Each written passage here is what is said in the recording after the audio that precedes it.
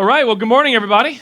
Welcome to Hope City Church, and we're glad that you guys are here. If I haven't met you, I'd love an opportunity to do that after service right out on the patio there. Love to say hi, high five, and maybe we can schedule some time to grab a cup of coffee or something. But, last week we had a lot of fun. I was able to share the stage with my wife, Tiffany, and we talked about all the different phases of life. And last week we were talking about the marriage phase. And so I said a few things, and I need to correct something that I said, because apparently some of you got this wrong. Like, you messed up on this. Because all week long, I've been getting pictures from some of you guys, with taking the garbage out, and I'm like, why are you sending this to me? I don't understand this. You're sending this to the wrong person, so just redirect those to somebody else other than me. But if you missed it, you missed it. So you need to go back and check out the podcast there. We'd love to have you do that. But this morning, we're wrapping up a series called "It's Just a Phase," and we've been taking a look at from the very beginning of this series all the way through today of all of these different moments of life that God has put us in, and all these different phases of life. And we've recognized one primary thing, and that is that every phase, no matter what it may be, is a gift from God. It's beautiful, and it is filled with purpose. We've talked about the scope of life through the lens of what Solomon had to say to us in Ecclesiastes chapter 3, verse 1 here, when he says this. He says, "There's a time for everything, and a season for every activity under heaven." Or another way of saying is that he's saying there's a phase for everything, and every activity under heaven is appropriate, right? And we love this stuff. We love this verse. We've kind of hitched our wagon to this as we've gone through this series, because this is the anchor verse for that. We've said, man, anything that you're doing right now, God has a purpose for it. He's got a plan for it, and this is an appropriate season. We feel encouragement from that. And yet, the very next verse and the very next thing that comes out of Solomon's mouth is something that may challenge a little bit of what you and I love or want to talk about or think about. Look at what Solomon says next in verse 2. He says, "There's a time to be born," and let's say this together, "a time to die." Right? That's kind of a downer. Right, we've got babies, all over the place here at Hope City. There's babies just kind of coming out of our ears, but we don't typically like talking about this other part, right? We celebrate all this up front, but then the end of the phase is one that we don't typically love to talk about. And when I joke with Tiffany, or I'll say things to Tiffany like, "Oh, when I'm gone, and you're on to your second husband, right? A better version," and all this kind of stuff. And she's like, "Stop being so weird, right? Knock it off." She doesn't like to talk about that. And many of us, we don't like to talk about the other side of life, the other phase of life. And as a pastor, though, I have the privilege of seeing, when your babies are born, and I get to come to the hospital or see them very early on and hold them and just kind of make over your kids. And man, this is so beautiful. And then, I've had the privilege of, working with some of your teenagers and seeing them grow and all of these and develop. And then, what happens is then there's a point in time in life where I get to help, put people together through weddings and marriage and all that stuff. And that is exciting too. And I have the honor of walking through every single one of those phases with people. But also as a pastor, I have the privilege and the honor of showing up at the other end of the spectrum of life, the other phase of life as well, and that is when people are getting closer to going home to be with the Lord, and not in death. And I've lost track of how many funerals that I've done. I can't even count them anymore. I've got notes on them all. I've got messages that I've written and things that I've shared at people's funerals. And I always talk to a family before a funeral, because I never want to stand in front of a group of people and have really nothing to say, or not be able to encourage or inspire them with what God has to say about this phase of life. And so one of the things that I've gotten into the habit of asking is I'll ask two questions. And one of those questions is, hey, tell me what you loved about this person. And then, tell me what this person loved. Essentially, I'm saying, tell me a little bit about them. Let's kind of unpack the story of their life. Let's dig in a little bit. And sometimes people, when I ask that, they start looking around the room okay, who's going to go first? Because, I'm not it, right? I'm not talking. It's when, the waitress walks up to your table and she says, "Hey, you guys ready to order?" And you're like, "Yeah, skip me." go around the table, come back to me, right? Like I'll try and figure out something to say, like just points at something on the menu. There are times in life when it's hard to say things about somebody else. Or there's the opposite end of the spectrum, where it's just like you can't say enough nice things. I looked through some of the notes on my when I was doing for this, and I keep a notes app and all that kind of stuff. And this is one of the notes that I had about a woman by the name of Anne. And this is all I could get. She loved gardening, boating, the beach, sewing, all that kind of stuff. She did love her dogs, Puffy and Dina. So there's that, right? Like, and then she was young at heart, and that's about it. I'm like, well, great. I get to hitch my wagon and make a whole message around Puffy and Dina and how much she loved these dogs, right? It's challenging. But then there's another side of things where people will talk about Anne or somebody just like Anne, and they'll say things like, man, I can't tell you how meaningful Anne was in my life. And they'll be choking back tears because Anne prayed for me, and there was times when like she helped me learn what it meant to be in connection with God and with other people, and she never stopped loving me, even in my unlovable phase of life. And these people will just talk and talk and talk and talk, just like scratch that open, and they just pour out all these great things about an individual in the way that God used them in their life. See, there are, in my opinion, there are two kinds of people. There are people who are focused on living out their life. Like they just want to live out their life to the fullest. And then there are people who are living a life that's larger than them. They find ways to partner with people and organizations and impact the world around them in ways that no one person could do on their own. I think that you can do one of two things in this life. You can live out your life, or you can live a life that outlives you. The choice is up to you, though, and it doesn't matter what phase you're in. It doesn't matter what stage of life you're in. You have the ability to do this and have this be true in your life. I don't care if you're a college student, newlywed, just you're starting your career. It does not matter. Whatever phase you find yourself in, you have the ability to do this one word right here, and that is influence other people. You have the ability to influence and to shape the trajectory of other people's lives. We all find ourselves going, in a phase that is headed towards this one particular phase, and I think it might be the most exciting phase of life. I haven't been there yet, but this phase is often talked about, seldom understood, and it's the empty nester phase, right? It's pictured by this icon right here, because I'm pretty sure that all you empty nesters just bounce from one island to the next, and you're looking for like a drink with a little umbrella in it, and doing that whole thing, and yet in the very beginning of this series, I said to you that I think, this is my hunch, I think there's a whole bunch of empty nesters who said the joke's been on us, because I'd do anything to get back to where you are. I'd do anything to get back into some of these other phases. Because here's what I know to be true. I've talked with enough people to know that this actually isn't an accurate representation of being an empty nester or being beyond kind of your career. Because I've talked to people, I've heard from them that they say things like, hey, what am I supposed to do now? Because I used to be, and then they would fill in the blanks. Where do I fit now? They say, I don't have kids at home anymore, or I used to run the company, I used to organize the parties, I've got this big house, and now it's filled with empty rooms, and things are different now. I used to be an influencer, and now I'm an empty nester. And see, the problem lies with you and I. When we find ourselves on the other side of a few phases, we start to wonder, like, well, what am I doing now? Where do I matter? And this morning, I hope to show you guys, and I hope that we learn and kind of unpack and discover together that it doesn't matter what phase of life you're in. It doesn't matter how many of these phases that you've moved through, that every single one of us has an opportunity to influence and to impact the lives of other people.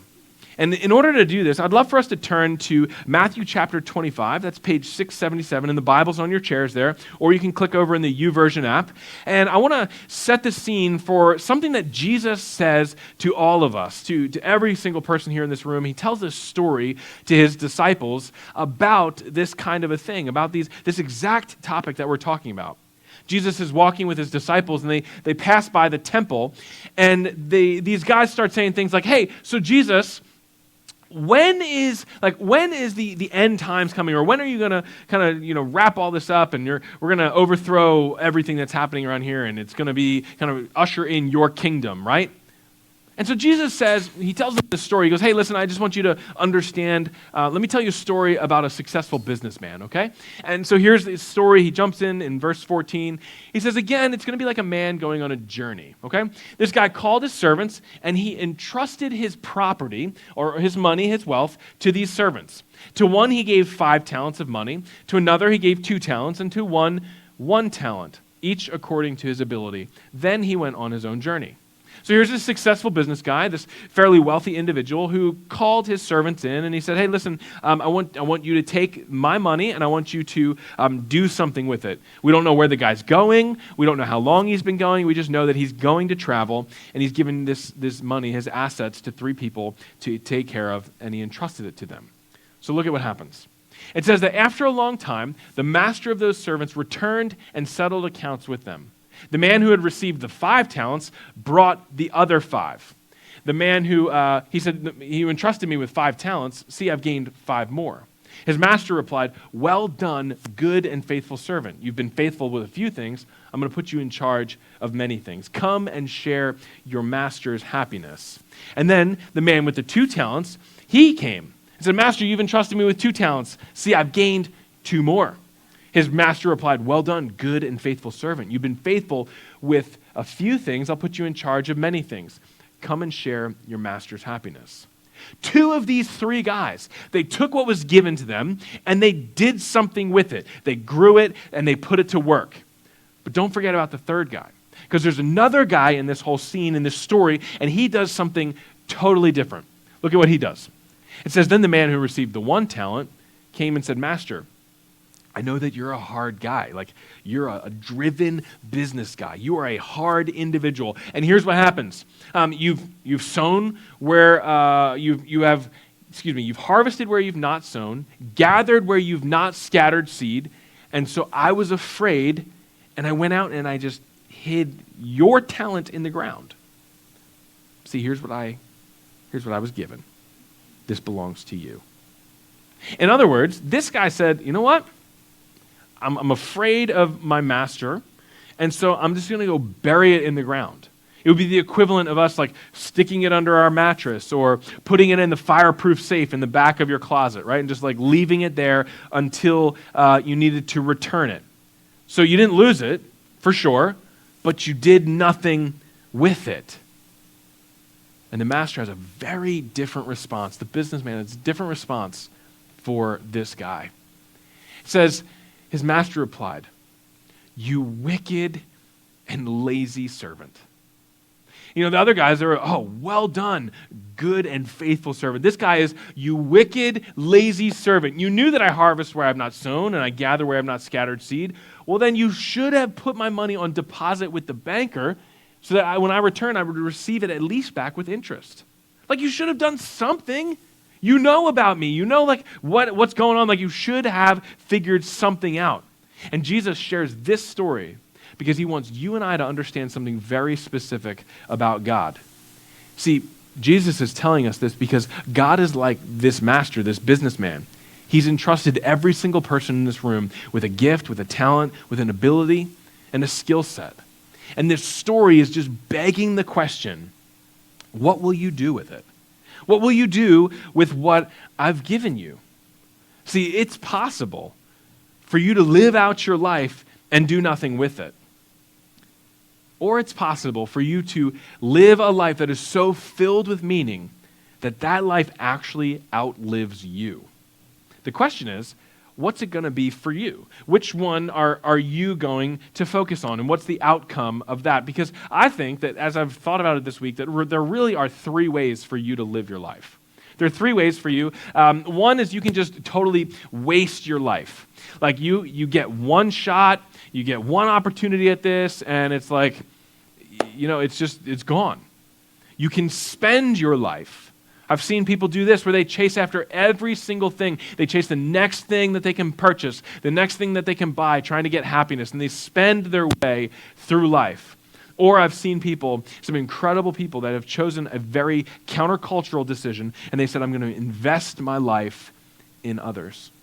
Hollywood, Netflix, Amazon Prime, Hulu, all these things are vying for your attention. They're saying, hey, listen, come here. Just pay attention to yourself. Get comfortable. Your life is all about you. Just spend lots of time streaming Brooklyn Nine-Nine, right? Like, how many seasons of Grey's Anatomy can you possibly fit into 1 week? And then you begin to just waste away your time. Advertisers, they would love to get every single dollar that you have. They work around the clock in ways to entice you to give up your money, right? You buy into the hype of, that you spend your life on comfort and acquiring stuff. And you say things like, oh, but it's on Amazon Prime. I can get the banana slicer tomorrow. And you're like, yeah, but you don't need it the day after that, right? Like, there's nothing that you need with that. And yet Jesus shows us a very different way of living life. In fact, he says, what if you were to invest your life in the influence of others? This picture happened, this is our Dream Team huddle on Easter Sunday, before anybody else showed up from the community, before anybody else got out of bed and showed up here at church. And this is a group of people, about 80-something people that were here, 80 to 100 people, investing their life in the lives of other people. And they made a decision that they were going to invest their life in a way that pays rich dividends. And this morning, I can't think of a better phase of life or a better group of people that are more qualified and able to invest in the lives of other people and impact this world than all of you empty nesters, you retirees in this room. Yes, I know you're just as busy as we are. I know that you have just as many pressures and stressors that you're facing as we do. However, do you know what else that you have that we don't have? It's experience. You've been down this road before. Like, you have walked through and you've lived to tell about it. So tell us about it. Like, tell us, how did you survive? How did you make it through? How did you avoid discouragement? How did you, navigate through some of these things? Do that, because when you do that, you are impacting and influencing the next generation, the guys that look like me, guys that look like, just a little bit younger than me. See, we need you. We honor you. Here at Hope City, we need every generation in this church, and we want you to draw in closer. Invest in us. This is why Connect Groups are so important here at Hope City Church. Because a Connect Group is a time and an opportunity for you to sit in a room, to sit in a circle with somebody else, and look across the room at somebody, and they're able to say, hey, you know what, I've been down that road, and then you be quiet and just listen to what they have to say. Just grow in relationships with one another. Life change happens best in relationships. Jesus shares this story with us because he's saying things like, listen, you can clearly miss out on being an influencer and an investor in life, and I don't want you to do that. And this morning at Hope City, I hope to discover along with you ways that you and I can not miss out, not miss the moments that God has for us, not miss the opportunities to impact not only your world, but the world of somebody near you and the lives of other people.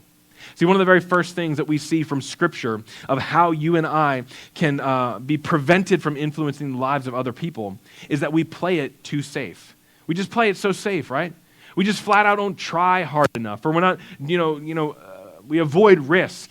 Safety is actually the opposite of risk. But risk is the opportunity for something great to happen, very often with the potential for something hazardous to happen. So when I was thinking about this, I went back to my teenage years because there was filled with lots of risk in my teenage years. And one of the things that I remember very, very specifically was my friends and I, we would ride our bikes everywhere. Like we would ride through the woods. We would trespass a whole lot on our bikes and get off into the woods of Pennsylvania. And we would ride from one person's house to the next house and all this kind of stuff. And so we were on our bikes all the time. And I don't know about you, but I kind of got tired of riding a bike the same way as everybody else was. And so I wanted to impress my friends. I wanted to achieve greatness. And I decided that there would be another way to ride a bike. There has to be, right? So I started going down this hill. I had some momentum built up, and I took my right foot off of the pedal, and I put it on the frame of the bike. The left foot, I decided I'd probably put that on the top of the frame of the bike. I still had my hands on the handlebars. And then I brought that right foot up on top of the frame, and I'm cruising downhill on my like huffy 12 speed, and I decide that I'm going to stand all the way up. I'm going to, look around at everybody else, be like, yo, look at me. This is the new way we ride bikes now. And I took my hands off the handlebars and was surfing my bike. I was incredible. Like, it was amazing for 5 seconds. And then that bike starts wobbling, going out from under me, hits a curve, and I go flying into my neighbor's yard, all cut up and scraped up and all this nonsense. But I'm telling you this, that like there is sometimes that we just don't risk enough. Like, what if that was actually amazing? Like, what if that contributed to society in some crazy way? Like, what are we doing that we stop risking? We become so risk adverse as adults. Like, I'm not asking you to go ride your bikes like a moron, okay? That's not what I'm saying to do. But I am suggesting that we might need to risk a little bit more and quit playing it so safe. What did you do as a teenager that you would never let your teenager do now? Probably half your life, right? like now my son's like, hey, Dad, I'm going to ride my bike over to Celery Fields. And I'm like, no, you're not. You got to cross a road. Never, right? And there I'm like standing on a bike downhill. Like, what? You got to let your kids explore and experience, and you and I, we need to do the very same thing. Some of your parents, the training wheels are still on your kids' bikes. You're bringing them to college this year. Like, take that off, all right? Like, let them risk a little bit. But I would tell you to do the very same thing. Because you know what I think happens when we become adults? One of the places that we risk the least is in relationships. I don't know why we do this. But we achieve adulthood, and all of a sudden we're like, nope, I can't be friends with people. Or I can't try to be friends with people. And we push other people away, which is exactly the position that this third man did, right? This was his theory. His theory was like, if I don't risk anything, I won't lose anything.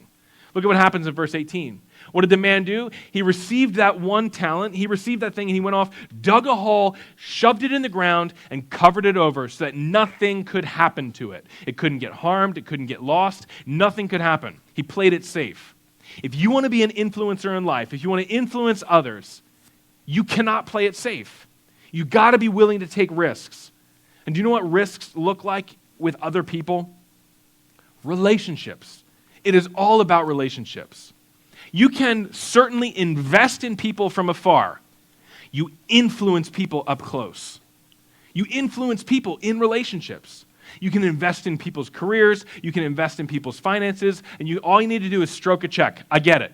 But if you want to influence people, you've got to get down and you got to be willing to lock arms with them and learn about who they really are. I want to encourage you to quit playing it safe.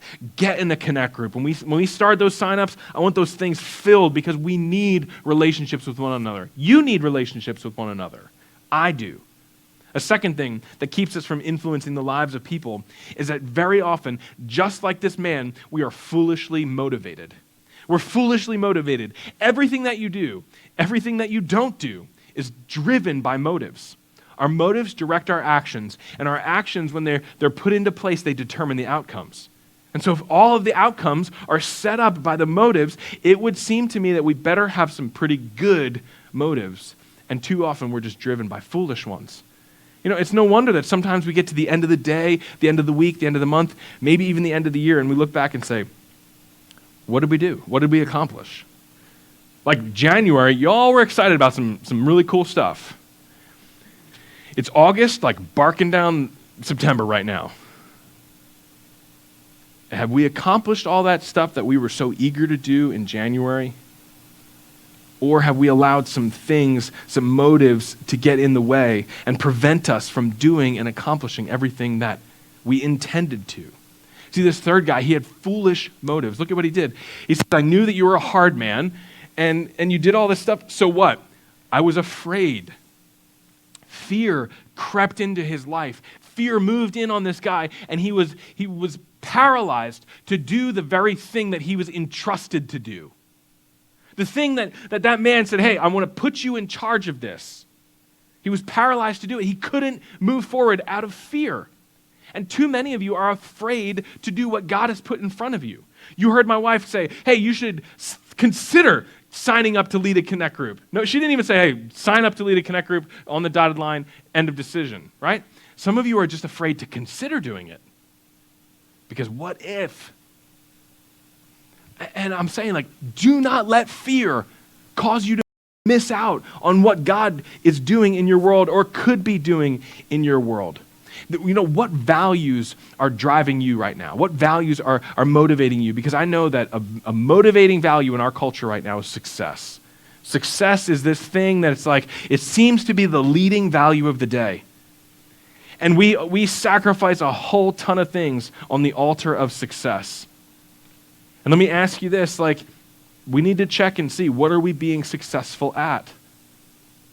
Because if you've gotten the raise, and you've gotten the big corner office, you've gotten the vacation home, you've gotten that car that you've always wanted, you've gotten whatever that is, and yet your children aren't following Jesus, or your marriage is like, so-so, have you really been successful? Like, the things that matter over the course of a life, the things that you look back at the end of the spectrum, and you say, did it really matter? What is motivating you these days? Because an influencer says this, what do I have to give? Whereas a consumer says, what do I have to gain? What are you being driven by? What you have to gain or what you have to give? See, at the end of the day, Jesus shows us one more thing out of this story when he says this to this third guy.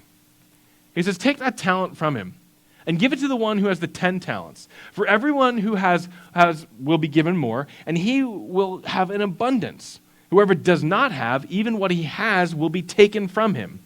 And throw that worthless servant outside into the darkness where there will be weeping and gnashing of teeth. You know what Jesus is saying here? He's saying there will be separation. There's going to be a separation. Like, this guy is being cut off from the business. He's being cut off from these other two. Maybe they're his friends, his coworkers. He's being cut off from what the master's plan is. And he's being separated. And what Jesus is telling us is that if we play it too safe, if we're motivated by foolish motivations, we also are going to miss out on the moments. We're going to miss out on some of the most incredible things, some of the most incredible times of your life. You could potentially miss out by playing it too safe, by being motivated by fear, by being motivated by some other foolish things. We miss moments. And these are the moments, these types of moments that I'm talking about are the ones that at the end of your life you look back on and you're like, those were the greatest days of my life. Those were the things that, man, they were hard, they were challenging, but I've never felt closer to the Lord or closer in relationship. I've never experienced something that was as amazing as that. This past Tuesday night, you can show this picture, Corey.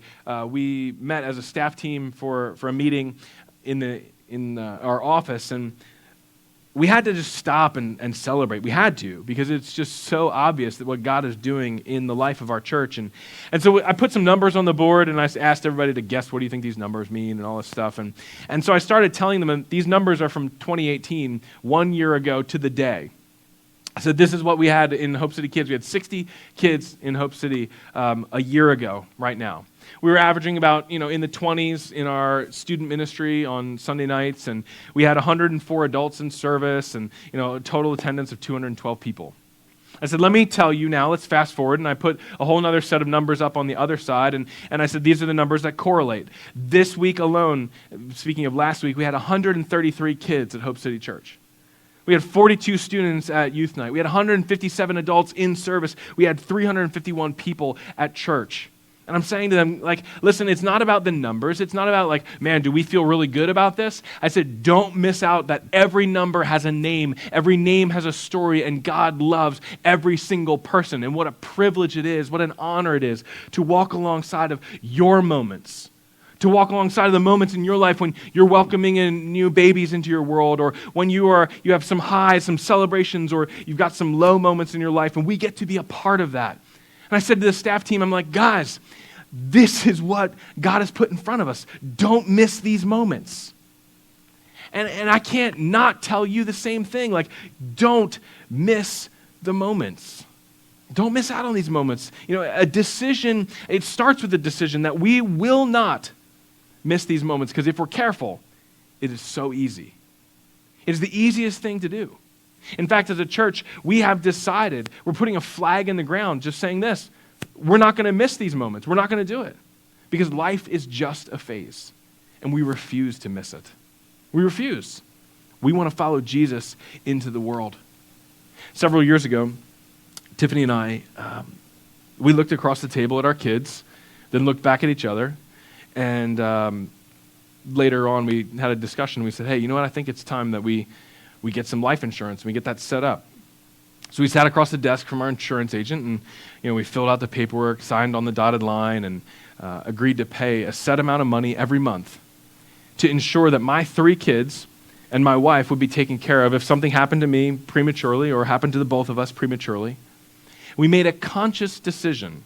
And the decision was, we looked at our kids and we said, we want to invest in something today that is going to take care of you tomorrow when we're gone. And this is what Jesus is inviting you to do with your life. He's saying, I want you to invest something today that's going to care for people, that's going to change the world tomorrow, that's going to impact the world tomorrow for God's kingdom.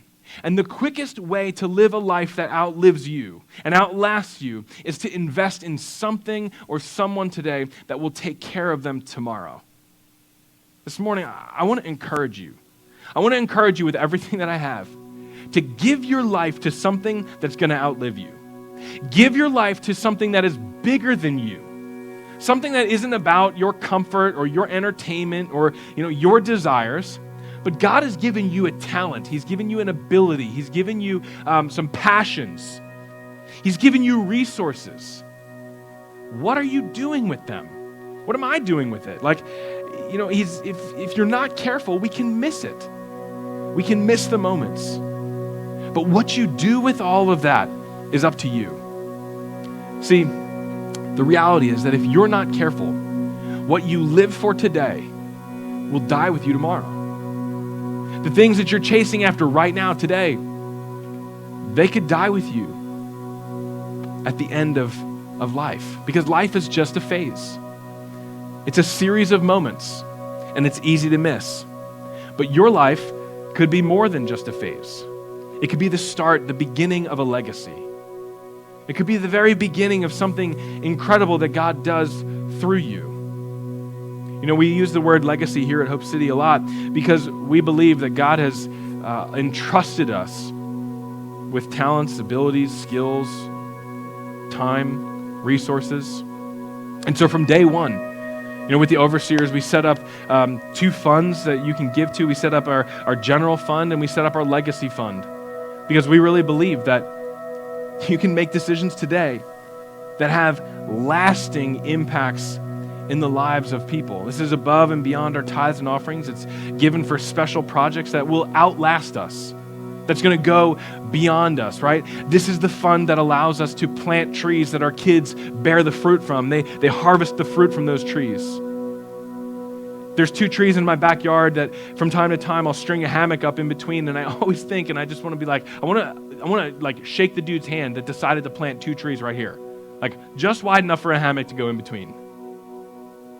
Because I can't plant those trees. Somebody else had to, thinking about me. See, this legacy fund, it's going to allow us one day to have a permanent home here at Hope City, which would be an amazing thing, a base of ministry operations that we can bless our city and reach out to others in Jesus' name. And in the same way that Tiffany and I made a conscious decision to invest in our kids' future with insurance, the legacy fund here at church is investing in what could be and will be one day. Tiffany and I, we're kind of digging that well right now, even before we need it. And I think that it's the best thing that I can do for my wife and for my kids. Certainly there's other ways we could spend that money. We could put it other places. But I want to invest today what's going to care for my kids tomorrow. And here at our church, we're closer to a permanent home today than we were a year ago. We're closer to growing out of this space. And I wonder if one of the ways that you could invest in tomorrow is by giving to the Legacy Fund today. By giving online or through the envelopes or setting up a recurring gift to that. Because all of us are able to leave a legacy. The defining moments in life don't come when you make a lot of money or you invest in wealth. It's when you invest in people, when you invest in things that are going to outlive you, when you invest in what God is doing around you. Because the most meaningful times in life are when you are meaningfully connected with God and with other people and with what God is doing in the midst of all of that. And so can I ask you today just a very simple question? What are you doing that's going to outlive you? Like, what are you doing today that will live on beyond even the end of your phase of life? Because all of life is a phase. It's a series of moments. And I want to encourage you not to miss it.